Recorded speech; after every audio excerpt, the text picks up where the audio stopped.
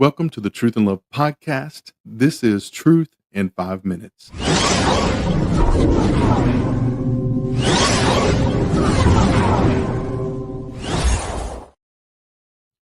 Are large churches the way of the Bible? You may say, what a ridiculous question. Shouldn't we all want our local churches to grow? Why reinvent the wheel?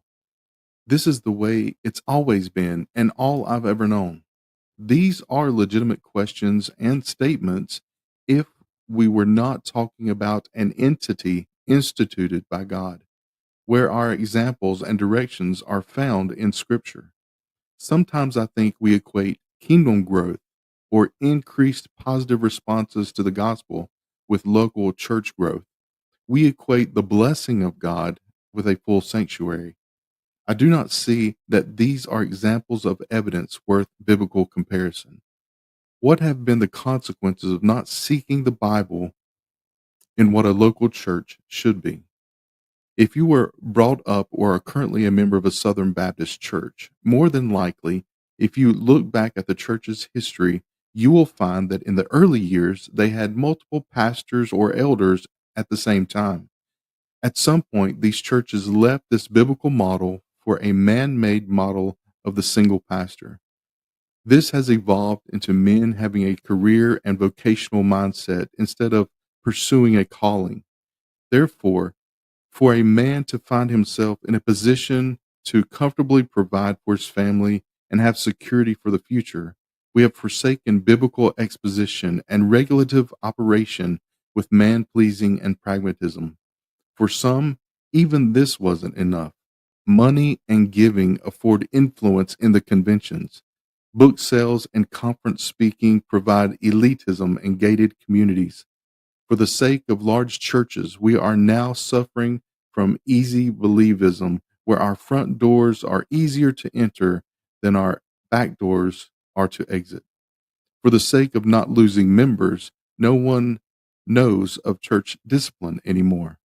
Congregants expect the highest degrees, that we can be cared for by professionals instead of being shepherded and protected by the strong in faith and humble in spirit. We idolize celebrity pastors and leaders, which has caused some to behave as celebrities. This position breeds greed and power, temptation and ivory towers. Then our heart breaks when those we support fall from those towers due to sin and lack of discipline. More than this, God is dishonored and blasphemed. Again, you may say, these are blanket accusations condemning the many because of the few. And you can't defeat pragmatism with pragmatism. Unfortunately, this evaluation is not a symptom of a few, but now a mar on church history. I also understand that this may sound like a pragmatic argument against large churches. However, I simply desire to share the fruit that has been born in us. What then is the biblical way to view the size of a church? While the Bible does not draw a line or give an exact number, it does provide examples of practical wisdom and contextual wisdom. In both cases, I believe the Bible would have us seek that which is reasonable and manageable. Moses was given wisdom to divide the people into groups that were manageable to govern. Jesus instructed the disciples to gather the crowd into groups that were manageable to feed.